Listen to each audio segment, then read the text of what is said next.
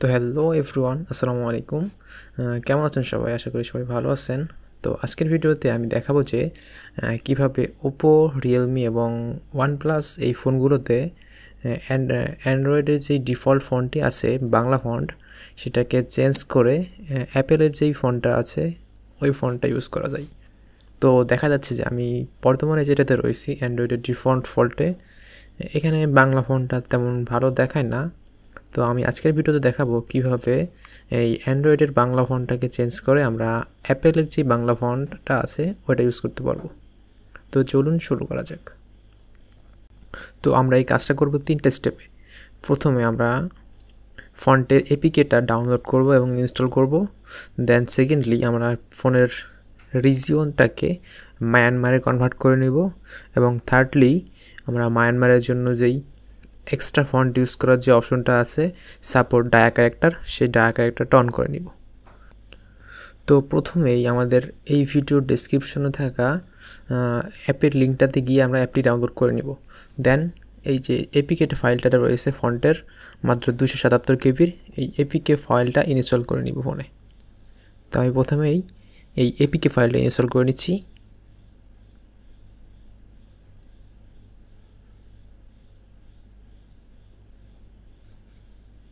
আচ্ছা, আমাদের এই ফন্টের এপিকে ফাইলটা ইনস্টল করা হয়ে গেছে।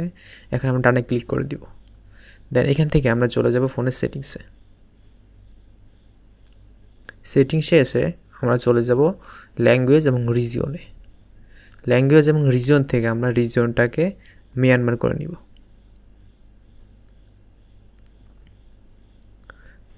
ল্যাঙ্গুয়েজ এবং রিজিয়ন থেকে আমাদের ফোনের রিজিয়নটাকে মিয়ানমার করার পর আমরা ব্যাকে চলে আসব। তো ল্যাঙ্গুয়েজ এবং রিজিয়নটাকে আমরা যেই মিয়ানমারে কনভার্ট করলাম, এরপর আমরা চলে যাব ফোনের ডিসপ্লে এবং ব্রাইটনেস সেটিংসে। ডিসপ্লে এবং ব্রাইটনেস সেটিংসের নিচের দিকে গেলে আমরা এখানে দেখতে পাবো নতুন একটা অপশন আসছে, সাপোর্ট ডিআইএ ক্যারেক্টার।